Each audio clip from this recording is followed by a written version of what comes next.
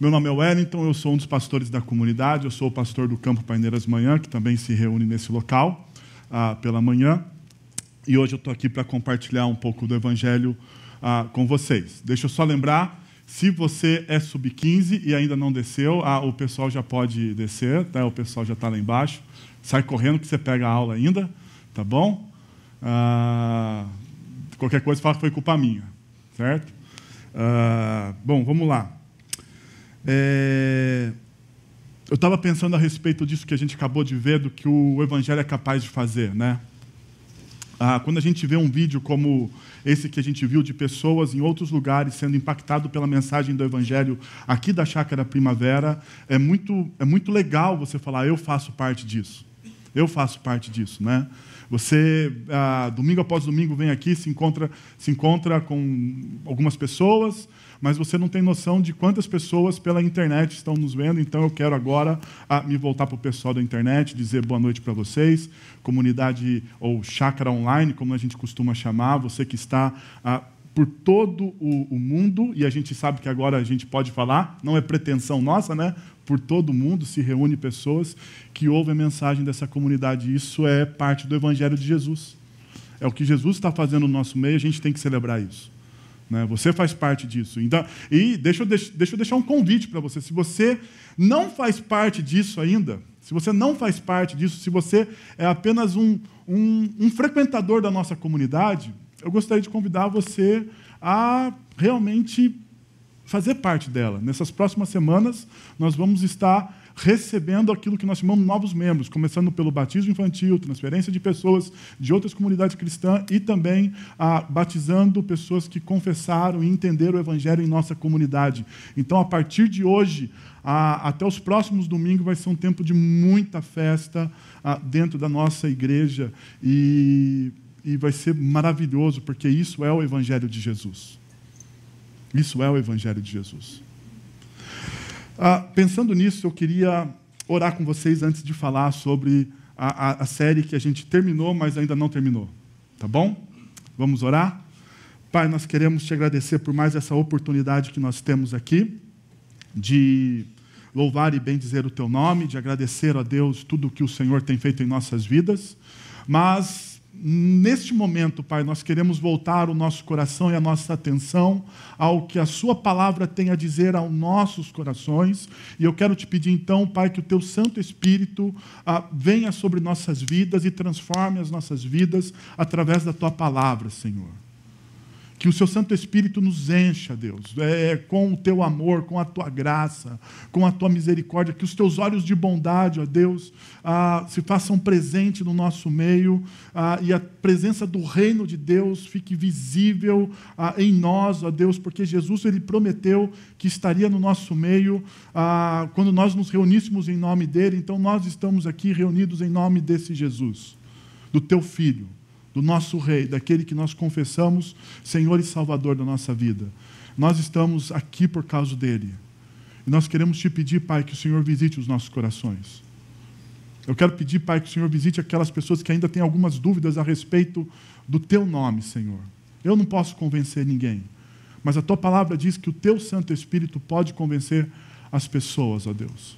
É ela que convence as pessoas. Eu quero te pedir que você faça isso nessa noite, para a honra e para a glória do teu nome. É em nome de Jesus que nós oramos. Amém. A série que terminou e ainda não terminou, que é o De Volta à Cabana, e nós estamos então no momento de ceia, e eu queria refletir um pouco com vocês algumas ideias que talvez ficaram para trás, ou que a gente não conseguiu abordar, ou que surgiram nas últimas semanas, né? Porque ao ler o livro e ver o filme, né, surgiu no meu coração um desejo, aquilo que eu chamei de um desejo insatisfeito, né? Porque a cabana gera em muitas pessoas um desejo, encontrar-se com Deus de forma pessoal, assim como aconteceu com Mackenzie Phillips na ficção criada por Paul Young. Quando a gente olha quando a gente lê, né, quando a gente assiste o filme, né, e tem imagens ali, né, toda aquela carga emocional de assistir um filme, né, dentro de um cinema, com aquele som, tal. Quando você vê isso, quando você também está no seu momento de introspecção, lá na sua poltrona, eu tenho um lugar que eu gosto de ler os meus livros, um quarto que eu leio os meus livros, a cadeira que eu leio os meus livros. Então, quando estou naquele momento, também é singular, você lendo o livro, você fala assim, poxa, por que não? Né? Por que não um encontro como o do Mackenzie Phillips? Eu quero também ter esse encontro. Eu quero ter esse encontro com a Trindade, porque assim, ele não se encontrou só com Deus Pai, ou com Deus Filho, ou com Deus Espírito Santo. Não, ele se encontrou com a Trindade completa, com todo mundo estava lá. Ele amassou pão com Deus Pai. Ele bateu papo, ele passeou sobre as águas com Jesus. Ele cultivou o jardim com o Espírito Santo. Cara, que experiência! E o perigo disso é a gente olhar para a nossa vida e falar assim, por que não comigo? Não é? Porque isso gera em nossos corações um desejo por um encontro sobrenatural. Por um encontro sobrenatural. Né? Nosso coração anseia, às vezes, por esse encontro, esse êxtase. Né? E quando esse encontro sobrenatural acontece, a gente pensa, né? Olha, diante desse encontro, a gente teria uma conversa e todas as dúvidas sobre a história seriam dissipadas. Tudo. Nessa conversa, a gente dissiparia todas as dúvidas que a gente tem a respeito da nossa história, porque, afinal de contas, você está se encontrando com um Deus Todo-Poderoso, com o Criador de todas as coisas, com aquele que conhece toda a história, e você provavelmente perguntaria sobre o seu passado, sobre algumas coisas que aconteceram no seu presente, sobre o seu futuro, né? Principalmente sobre o nosso futuro, porque ninguém gosta de surpresa. Fala, Deus, vamos combinar que surpresa não. Por que não futuro? E eu acho que eu fiquei meio assim, o Mackenzie Phillips não fez nenhuma perguntinha sobre o futuro, né? Mas, bom, tudo bem. Fica para a próxima. E também, quando a gente tira todas as nossas dúvidas a respeito da história, a gente encontra uma solução para os nossos problemas existenciais. Porque, afinal de contas, eu não tenho mais dúvida, eu sei o que vai acontecer em toda a história, eu sei o porquê as coisas ruins aconteceram comigo, eu consigo ter aquele momento de cura, então, a partir desse momento, eu não tenho mais problemas existenciais nenhum, tudo se acaba. Tudo se acaba. Mas existe um porém nisso tudo, que A Cabana, o livro e o filme, é uma mera obra de ficção. Apesar de ele impulsionar o nosso coração para todas essas coisas, é uma mera obra de ficção. E essa mera obra de ficção, ela não se trata de uma revelação recebida pelo autor. A gente não pode tratar o livro A Cabana ou o filme como uma nova revelação. Não, uma nova revelação. Deus está falando... Não. O que existe no filme, assim como em tantas outras ficções, onde se fala a respeito do Evangelho, são lances, são flashes do Evangelho. Né? Assim como você pega obras muito mais densas a respeito obras de ficção muito mais densas, como O Senhor dos Anéis, né? Onde você vai encontrar também Evangelho lá no Senhor dos Anéis, se você ficar atento, ou se você pegar, no meu caso, o preferido, C.S. Lewis, Crônicas de Nárnia. Se você pegar as Crônicas de Nárnia e você falar assim, o leão, o feiticeiro e a guarda-roupa, quando o leão ressurge da sua morte e paga o preço por a vida de um injusto, você vê aqui, o que você vê ali? Uma tipificação do Evangelho. Uma tipificação do Evangelho, daquilo que Jesus fez na cruz por nós também. Mas eu posso olhar para as Crônicas de Nárnia, para o Senhor dos Anéis ou para o livro A Cabana e dizer, isso é Evangelho? De maneira nenhuma. Ele tem lances, flashes da graça. Lances, flashes do Evangelho. Então, ele não é uma nova revelação. Então, não sendo uma revelação, não é um tratado bíblico teológico a respeito do ser de Deus. Não tem como você olhar para o livro A Cabana e falar assim, não, agora eu entendi como que funciona a Trindade. Agora eu sei o que é a Trindade. Não dá, gente. Não dá. Apesar da intenção ser boa, Não tem como a gente pegar poucas páginas de um livro e falar, agora eu entendi como é o ser de Deus. Não, se você tiver que entender o ser de Deus, você tem que ir à Bíblia. O livro base, aquilo que é a revelação do próprio Deus a respeito dele. Ainda, ele não estabelece um método para um encontro com Deus. Né? Não pensa que agora, então, você fala assim, bom, para me encontrar com Deus, para que eu me encontre com Deus, eu tenho que ir à cabana. Então, eu vou arrumar um lugar, uma cabana deserta, vou para as montanhas, né? E lá eu vou me encontrar com Deus. Me desculpa, não é um método. Não existe 3 passos de como encontrar com Deus na cabana. Não tem essa possibilidade. Então, você tem que ter isso na sua mente, no seu coração, mas existe também um outro lado, porque se ele é uma mera obra de ficção, a gente também tem que dar o braço a torcer e entender que existe nessas literaturas um estímulo a uma direção. Por quê? Porque essas literaturas nos mostram o desejo que as pessoas têm a respeito de Deus, né? E elas nos acenam que dizem assim, Deus existe, Ele existe. Uma pessoa, o Paul Young, William Paul Young escreve um livro que vende milhões de cópias a respeito do amor de Deus em meio às tragédias. E ele existe, porque as pessoas estão interessadas em saber a respeito disso. Então, ele existe, ele é um Deus pessoal, ele é um Deus que trabalha com a gente, que conhece as nossas dores. Nós ouvimos músicas aqui fantásticas nessa noite, falando que Deus ele conhece o nosso sofrimento. Por quê? Porque Ele se encarnou em Cristo Jesus. Então, Ele é pessoal, e isso o livro também mostra. Ele mostra também que Ele nos ama. Deus, Ele nos ama. Ele nos ama nos momentos bons, nos momentos ruins. Ele não desiste de nós, porque Ele nos quer, Ele deseja se encontrar com a gente. Uma das histórias mais fantásticas para mim da Bíblia está em João capítulo 4, quando Jesus encontra a mulher samaritana à beira de um poço. Por quê? Porque depois de uma longa discussão, depois de um longo encontro, perguntas teológicas feitas, Jesus chega para essa mulher e diz o seguinte: Deus está à procura de verdadeiros adoradores, que o adorem em espírito e em verdade. Eu não sei se você presta atenção nesse texto, mas olha só, Deus está o quê? À procura. É Deus que está buscando na história as pessoas para a adoração. É Deus que está... eu gosto de uma outra tradução que diz assim, Deus vasculha a terra, Deus olha por sobre toda a terra, procurando pessoas que o adorem. Procurando pessoas que têm o seu coração, a adoração a Ele, a dedicação a Ele. Deus está em busca dessas pessoas. E Deus usa as mais variadas formas para fazer isso. Deus coloca pessoas no nosso caminho. Se você olhar para a sua história, você vai perceber isso, que Deus colocou pessoas, Deus colocou amigos, gente influente, gente não influente, textos, talvez um e-mail na internet, não sei. Deus usou e Deus usa das mais variadas formas para encontrar a gente. Ele encontra a gente dentro da nossa história. E isso é fantástico. Eu me lembro,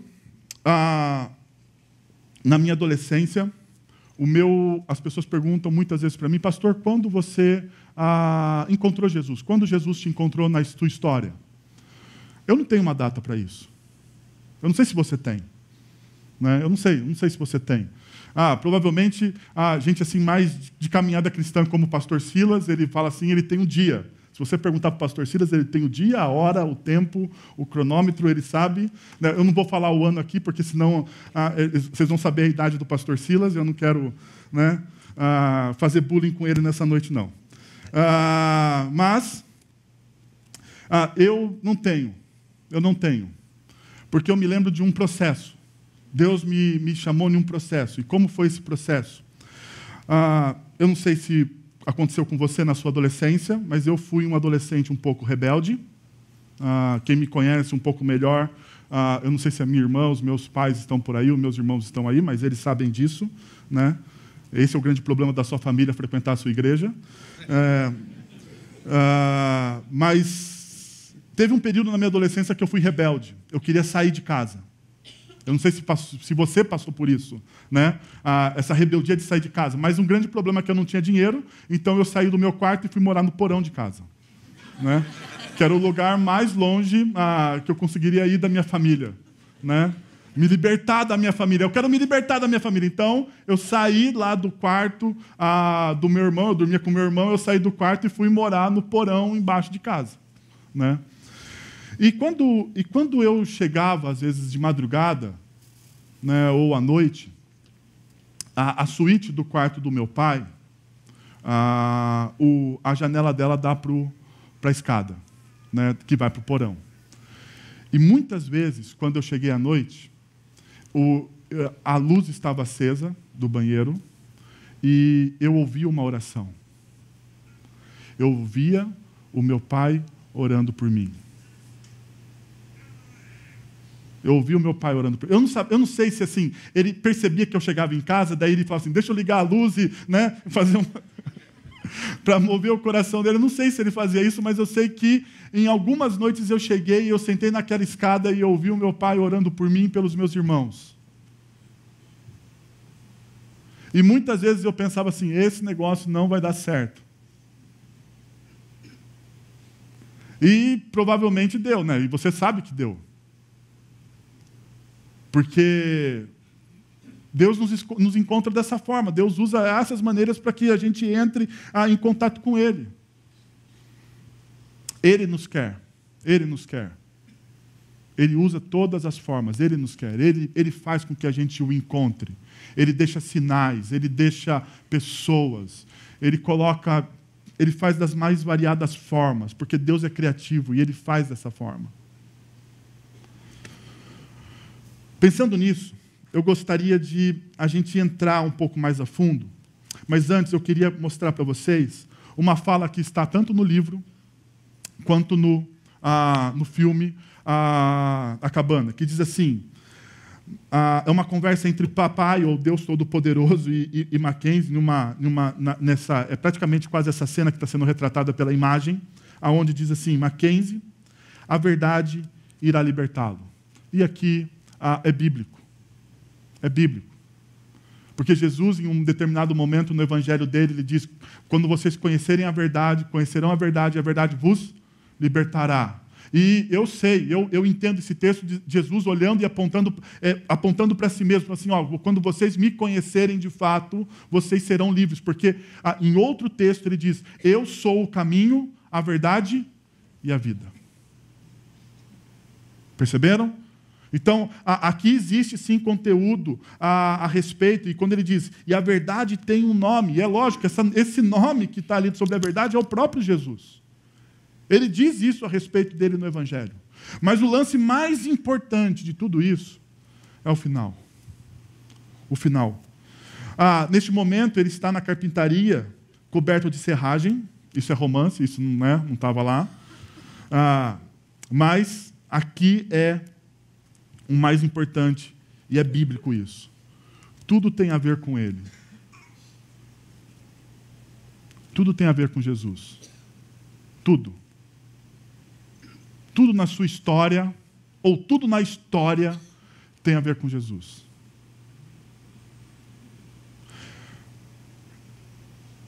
Eu queria, então, responder com vocês uma pergunta. Mas se não é nenhuma cabana que vamos nos encontrar com Deus, qual é o caminho? Eu queria responder com vocês uma primeira pergunta nessa noite. Mas se não é numa cabana que vamos nos encontrar com Deus, qual é o caminho? E quando eu olho para o texto de Hebreus, a partir do capítulo 1, eu queria estudar com vocês e ler com vocês Hebreus do capítulo 1, do verso 1 até o verso 4. E ele diz o seguinte, como Deus se revela à humanidade. Como que Deus se revela à humanidade? E o texto nos mostra. Ele diz assim, há muito tempo Deus falou muitas vezes e de várias maneiras aos nossos antepassados por meio dos profetas. Nesses últimos dias, falou-nos por meio do Filho. A primeira linha deve ser lida junto, em comparação à segunda. E a gente percebe, então, as diferenças dos verbos que ali estão, os verbos que se coincidem. O falar, o verbo falar. Na primeira linha, o verbo, ele está no passado, ele aponta para uma ação passada de Deus, o que Deus fez antigamente, como Deus falou antigamente. E na linha 2, ou na segunda linha, ele fala, ou ele aponta para uma ação futura e uma ação definitiva. Deus falando de forma definitiva, Deus dando um ponto final, ou melhor dizendo, é como se toda a história estivesse aqui num cone e ela vai convergindo até um ponto. E esse ponto é por meio do Filho. Se em cima existe, Deus nos falou antigamente de várias maneiras, por várias pessoas, de várias formas. Agora, neste momento, Deus nos indica um único caminho. Deus nos fala por uma única pessoa. Deus se revela de forma completa em uma única pessoa, e na pessoa de Jesus. Então, hoje ele nos fala por intermédio ou por meio do seu Filho. A gente poderia, então, olhar para esse texto também e traduzi-lo da seguinte maneira. No passado, Deus esteve falando conosco muitas vezes e de muitas maneiras. Mas, recentemente, ele nos deu uma última e definitiva palavra. Uma última e definitiva palavra que é Jesus. Que é Jesus. Deixa eu mostrar para vocês como essa última e definitiva palavra muitas vezes move pessoas que a gente acha que seriam intocadas por elas, ou por essa palavra. Veja comigo esse vídeo. Scriptures for poetic truth. As well as the sort of historical stuff I'm interested in. And of course there was a historical Jesus. No, I'm talking about God. Oh, right. And do well, I see the person of Christ is my way to understand God. Do you pray? Yes. To whom or what do you pray? To and in Christ. what way? To Christ. Yeah. And what do you pray for? I pray to get to know the will of God, because then the prayers have more chance of coming true. I mean, that's the thing about prayer, isn't it? I mean, we don't do it in a very lofty way in our family. There's just a bunch of us on the bed, usually. We have a very big bed in our house. And we've prayed with all our kids. We read the scriptures, we pray. It's not even regular. Sometimes if we go to church on a Sunday, we go when the church has ended, and we'll just go in on our own as a family. For peace and quiet. For peace and quiet, and we'll pray, usually about people that we know who are struggling with something, illness or whatever. So then, what or who was Jesus as far as you're concerned? I think it's a defining question for a Christian, is who was Christ. And I don't think you're let off easily by saying a great thinker or a great philosopher, or because actually he went round saying he was the Messiah. That's why he was crucified. He was crucified because he said he was the Son of God. So he either, in my view, was the Son of God, or he was not. No, nuts. Nuts, yes. Forget yes. rock and roll messianic complexes. This is like, Charlie Manson type delirium. And I find it hard to accept that all the millions and millions of lives, half the earth, for 2,000 years, have been touched, have felt their lives touched and inspired by some nutter. I don't believe it. So therefore it follows that you believe he was divine. Yes. And therefore it follows that you believe that he rose physically from the dead. Yes, yeah, I'm no problem with miracles. I'm living around them. I am one. So when you pray, then you pray to Jesus. Yes. The risen Jesus. Yes. And you believe that he made promises which will come true. Yes. I do.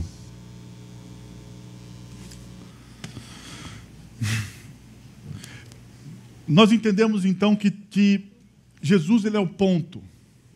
Ele é aquele aonde toda a história converge, é o final. Então a gente tem que fazer uma segunda pergunta nessa noite.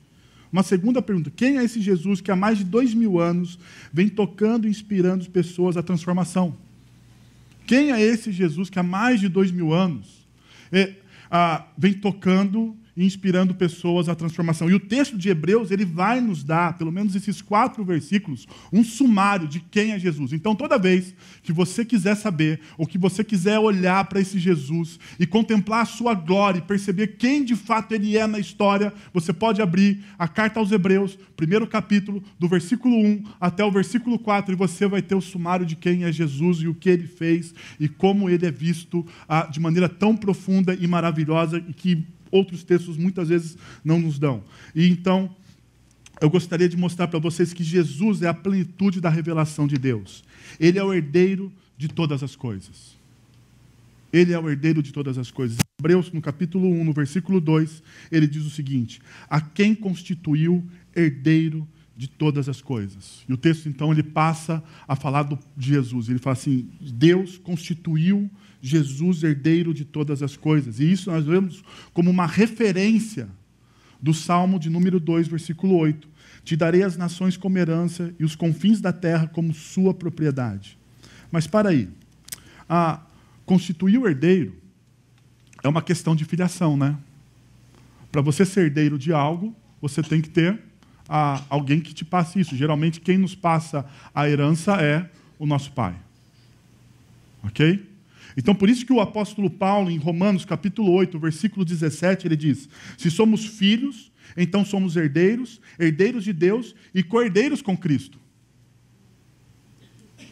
Se somos filhos, somos então herdeiros de Deus e co-herdeiros com Cristo. E aqui a gente tem que parar um pouco, porque eu sei que na nossa cultura evangeliquez brasileira, a gente tem um grande problema quando a gente fala desses negócios de herdeiro de Deus, o Todo-Poderoso, né? Porque a gente já viu em alguns carros aqueles adesivos assim: eu não sou o dono do mundo, mas sou filho do dono.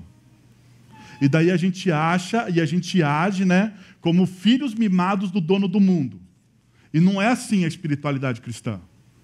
Aqui, a gente tem que entender o que significa ser herdeiro de Cristo, co-herdeiro com Cristo. Por quê? Porque o Filho, o Cristo, ele é aquele que a Bíblia diz do primeiro de toda a criação. Ele é o primogênito em toda a criação. Ele é o Filho de Deus, o primeiro, o único. Nós nos tornamos co-herdeiros com Ele. Nós não temos a mesma herança dele. Sabe por quê? Porque a herança no Oriente é diferente do que no Ocidente. Se meu pai fosse dividir a herança entre os filhos, ele dividiria de maneira tudo igual, não é? Ele pegaria os meus irmãos, falei, tanto para você, não tem muita coisa, mas está ali, ok? Né? Mas no Oriente não. O filho primogênito, ele é o guardião de todos os outros irmãos. É ele que herda toda a responsabilidade sobre a família.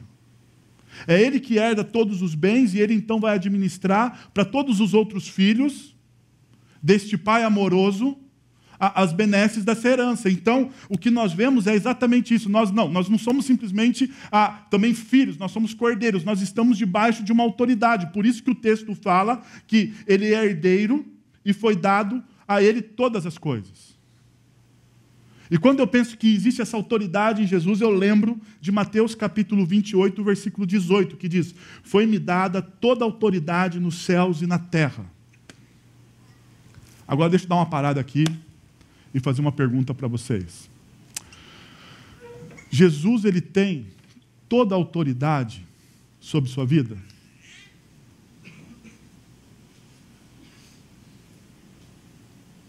Jesus, ele tem toda a autoridade sobre a sua vida?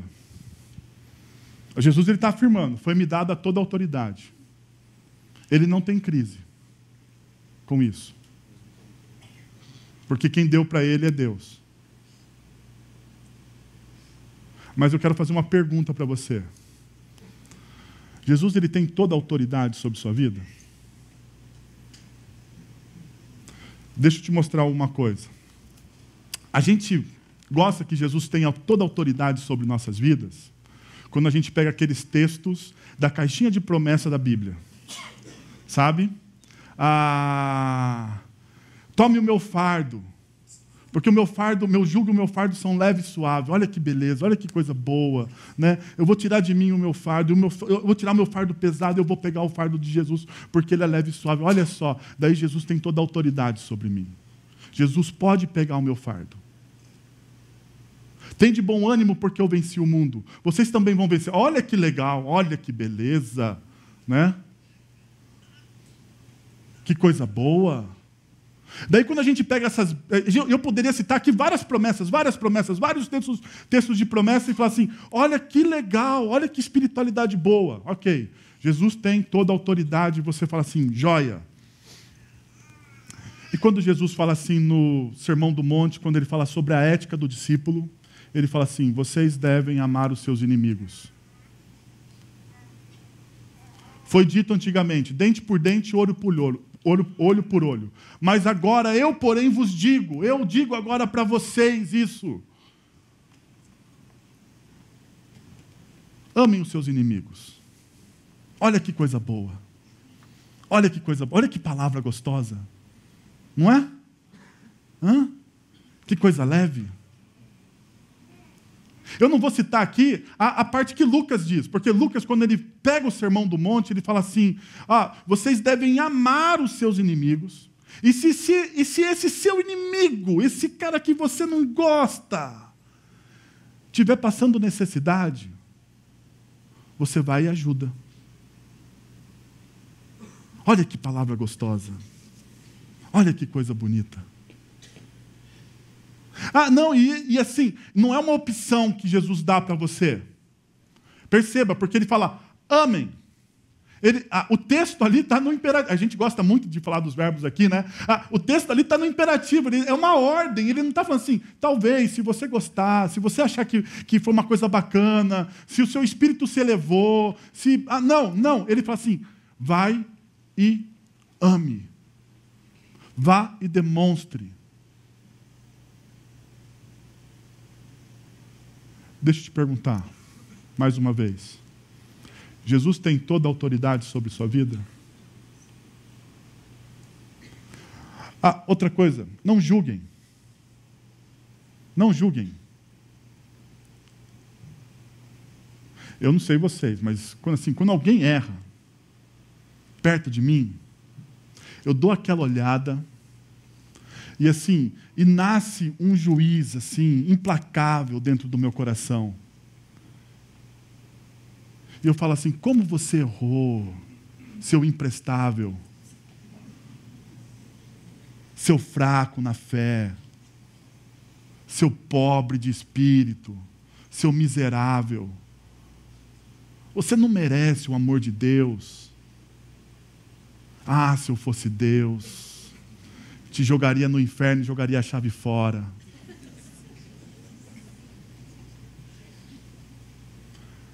Mas Jesus diz, não julguem. Olha, porque quando vocês forem julgados, ou quando você julgar, você também será julgado um dia. E quando você for julgado, você vai ser julgado com a mesma medida. Então, cuidado. Cuidado com esse olhar. Não julguem. Deixa eu te perguntar de novo. Jesus tem toda a autoridade sobre sua vida? E é lógico, aqui no ponto final, Jesus ele fala sobre, quando ele está falando em Mateus 28, ele está falando sobre a grande comissão, ele está falando, vá e façam discípulos.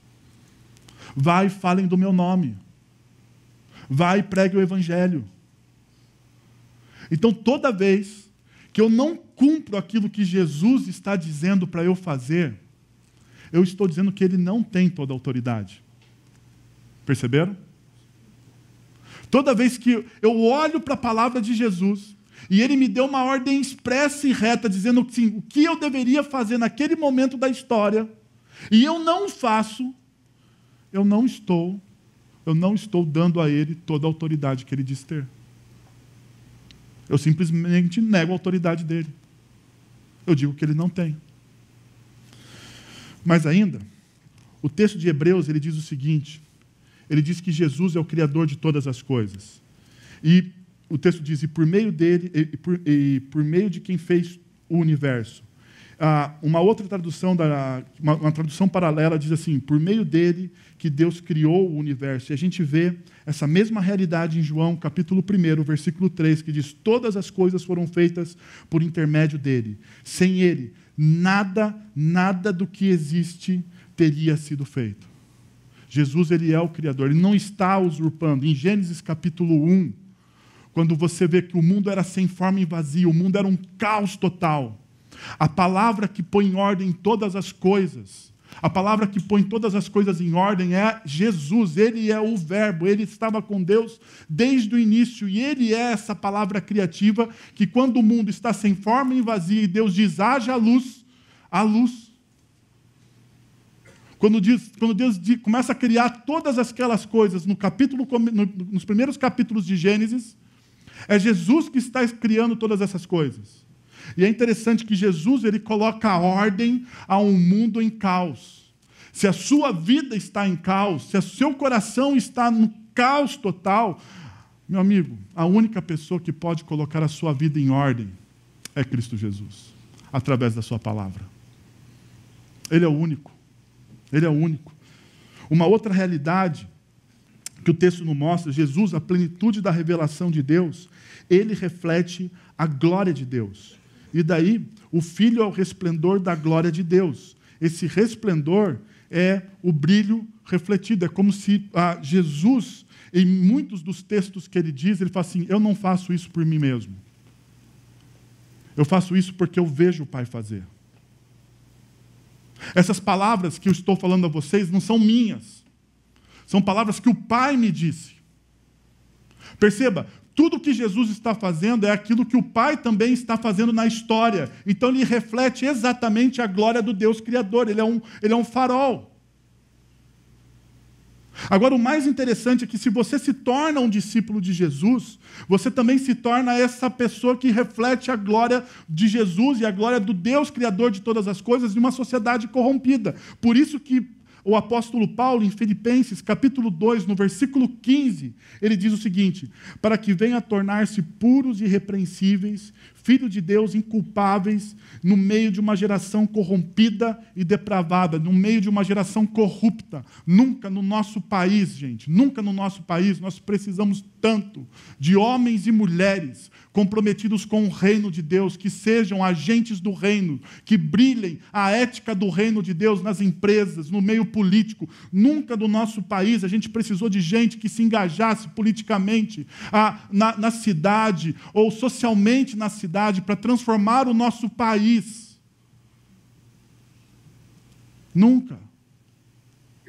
A gente não pode viver um cristianismo egocêntrico, egoísta. Nós devemos brilhar, porque o texto diz: na qual vocês brilhem como estrelas no universo. Vocês devem brilhar. É interessante que no Sermão do Monte, Jesus fala assim: vós sois o sal da terra, vós sois a luz do mundo. E quando ele fala sobre a luz, ele diz assim: ninguém coloca essa luz debaixo de uma mesa. Ninguém coloca a luz debaixo de uma mesa. Ninguém coloca a luz nos lugares escondidos de uma casa. Onde as pessoas colocam luz? Nos lugares mais altos, de destaque. Por quê? Porque essa luz, no lugar de destaque, ela brilha e ela ilumina. Você, como discípulo de Jesus, você deve se destacar numa sociedade corrupta. Você exercendo a sua profissão, ou fazendo o que Deus chamou você para fazer da melhor forma possível, você vai iluminar essa sociedade corrupta. Você vai brilhar no meio dessa geração corrompida. Você vai irradiar a glória de Deus. A glória de Deus. Ainda, esse texto nos mostra, ele, Jesus, é a manifestação exata do ser de Deus.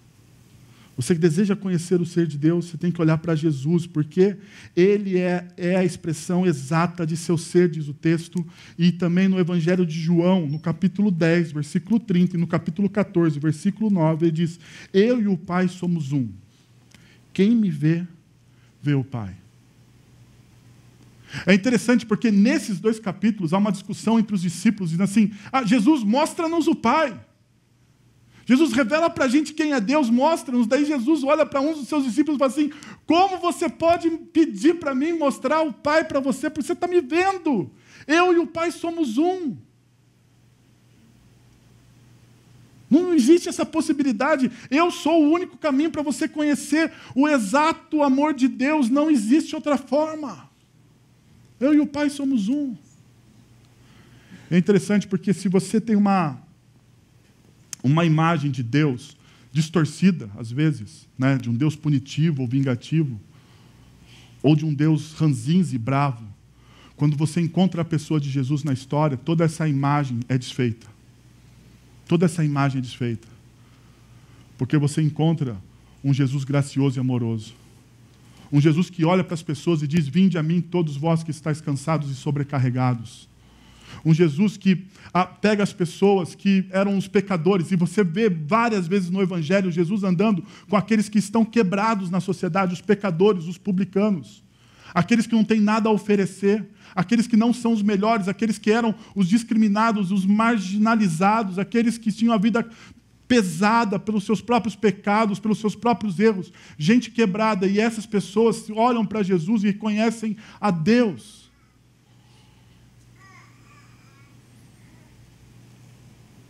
Porque Jesus é a manifestação exata de um Deus amoroso e gracioso. Ele é a manifestação exata desse Deus. Ainda, ele sustenta o universo. E sustenta todas as coisas por sua palavra poderosa. E eu fiquei pensando nesse texto, né? Sustenta todas as coisas por sua palavra poderosa. Eu fiquei... Porque para mim é muito forte isso. Primeiro porque se Deus tirar a sua palavra, o seu espírito totalmente do mundo, da presença dele, a graça comum dele em todas as coisas, nós vamos nos destruir. E isso é o que acontece no livro de Jó, quando um amigo de Jó, diz essa verdade. Se fosse intenção dele, de Deus, e de fato retirasse o seu espírito e o seu sopro, a humanidade pereceria toda de uma vez, e o homem voltaria ao pó. Essa seria uma ação drástica das coisas. Um cenário terrível. Mas Deus, ele continua a soprar a sua palavra poderosa e sustentando todas as coisas. Eu fiquei pensando em uma imagem, eu lembrei de um conto da mitologia grega, de Atlas. Atlas, ele era um titã da mitologia grega, e ele foi punido por Zeus para segurar todo mundo nas suas costas. Só que tem um detalhe. Toda vez que Atlas tentava segurar todo aquele mundo nas suas costas, com as suas próprias forças, o mundo ficava cada vez mais pesado. O mundo ficava cada vez mais pesado, porque ele tentava segurar o mundo todo nas suas costas.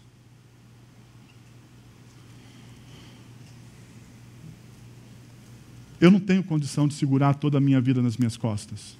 Eu não tenho. Acabando hoje pela manhã, uma pessoa veio me falar de uma enfermidade que ela está passando séria. Ela olhou para mim e perguntou assim: Wellington, como você está conseguindo, porque eu também estou passando por uma dificuldade de enfermidade. E ela falou assim para mim: como você está conseguindo passar por isso? E no momento eu parei. Eu falei assim: como que eu estou conseguindo passar por isso? Como que você consegue sonhar diante de um diagnóstico de uma doença grave?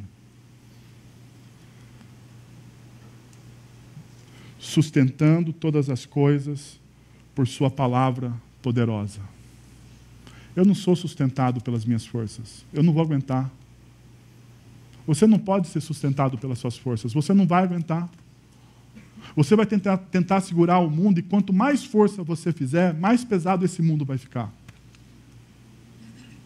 O que você pode fazer, a única coisa que você pode fazer é confiar plenamente na palavra de Jesus.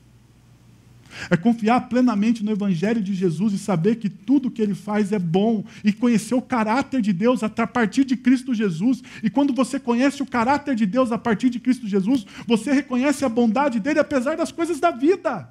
E isso torna a sua vida mais leve, porque você sabe que todo o final da história se resume à bondade dEle, o amor dEle por você. E isso é libertador. Por quê? Porque eu não tenho mais peso. Isso não me pesa. Não quer dizer que eu não fique triste, que eu não fique abalado, mas toda vez que eu fico triste e abalado, eu me lembro, Ele está me sustentando pelo poder da sua palavra, não é por mim. E Ele vai te sustentar, independente do que aconteça com você, pelo poder da palavra dEle, não é por você. Então, meu irmão, meu amigo, para de carregar o mundo sobre suas costas e confie no caráter bondoso de Deus na pessoa de Cristo Jesus. Por isso que você pode sonhar.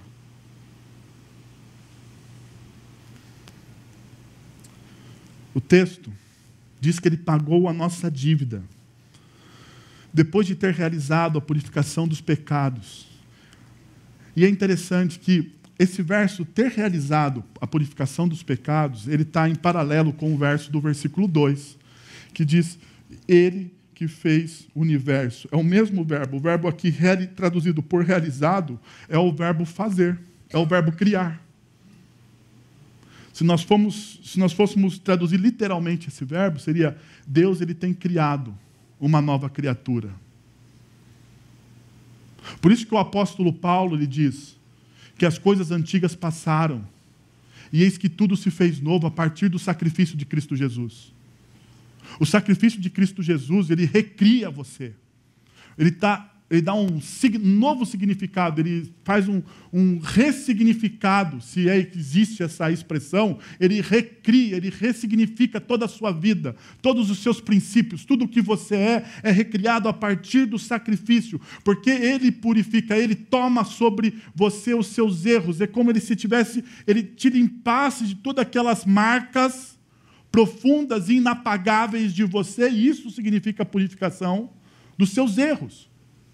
Porque pecados aqui era o alvo. E quem nunca errou aqui?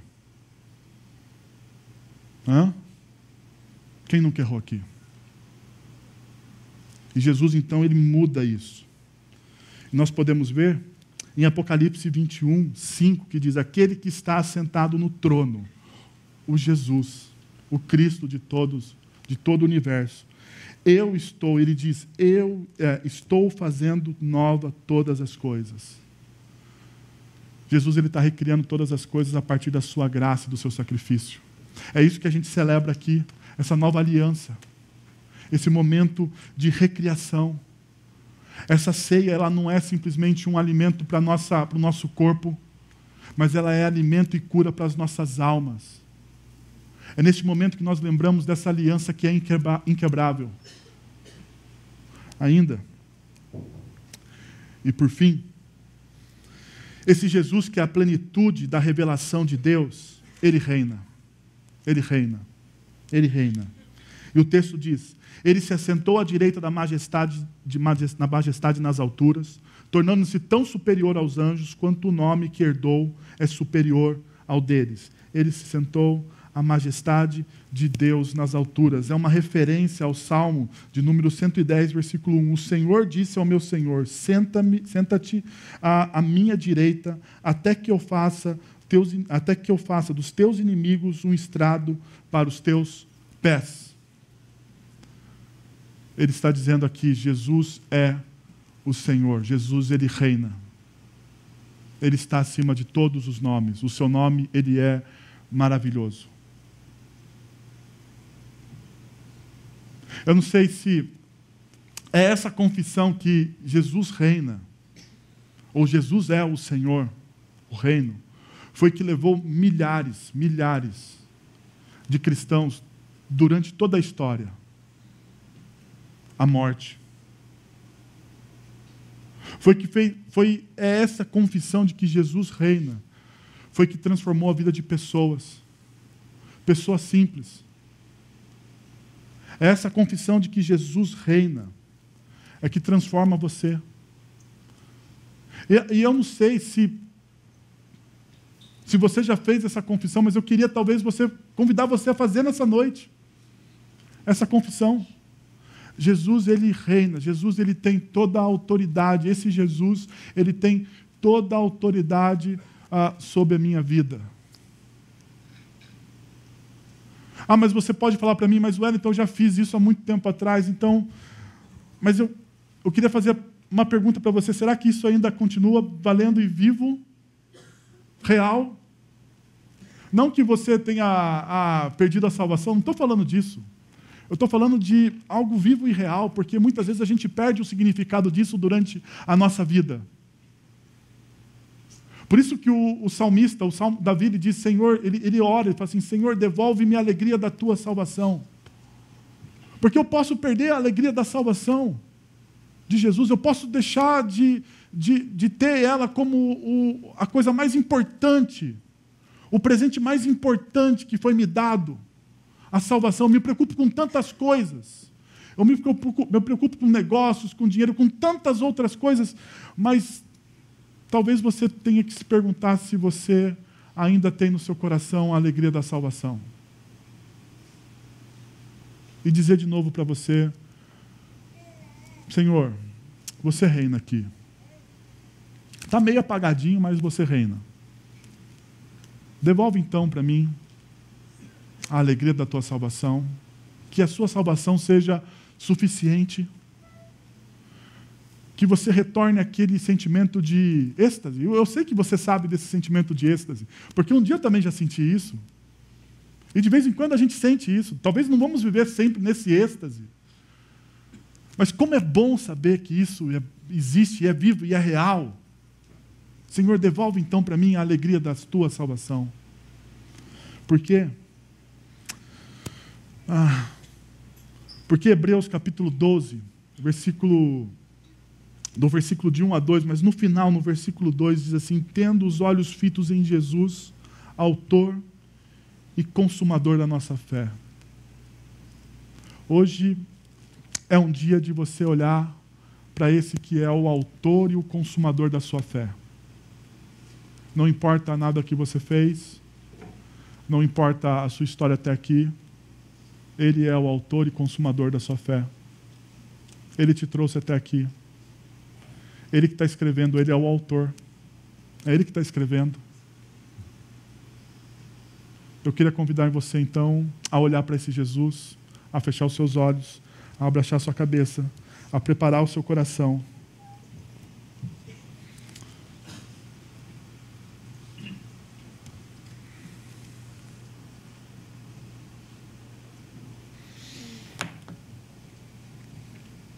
E a falar com Deus. Talvez a sua oração nessa noite seja, Senhor, devolve-me a alegria da tua salvação. Eu perdi a alegria, Senhor. O Senhor é o autor e consumador da minha fé. Mas tantas coisas tomaram o espaço que é teu. Tantas coisas tomam o espaço que é teu, Jesus, no nosso coração. Que a gente perde, Pai, a tua alegria. Mas nessa noite, Deus, nós queremos confessar, Pai, que o Senhor, que Jesus, Ele reina. Ele é aquele que nos sustenta. É Ele que traz a ação transformadora do Espírito Santo sobre as nossas vidas e sobre os nossos corações. O Senhor reina, Pai, em nós. Senhor, traz a tua alegria sobre nossas vidas, ó Pai, sobre nossas vidas. Traz a tua alegria sobre nossas vidas. Derrama do teu amor, da tua graça. Revela-se, Senhor, revela-te através de Cristo Jesus, o nosso Senhor, ó Deus. Estende as tuas mãos poderosas, ó Pai, e cura os corações que estão cansados, sobrecarregados. Alivia o nosso fardo, ó Pai. Tira as incertezas, ó Deus, diante de diagnósticos, de dores, de fatalidades, de problemas de saúde, de separações. Restaura relacionamentos, famílias, ó Deus. Traz o perdão ao seio de uma família quebrada, Senhor. Em nome de Jesus, ó Deus, transforma a nossa alegria. Transforma o nosso pranto em dança, Senhor. A Tua palavra diz que o choro pode durar uma noite inteira, mas a alegria vem pela manhã, Pai. O Senhor é o Deus presente, Senhor.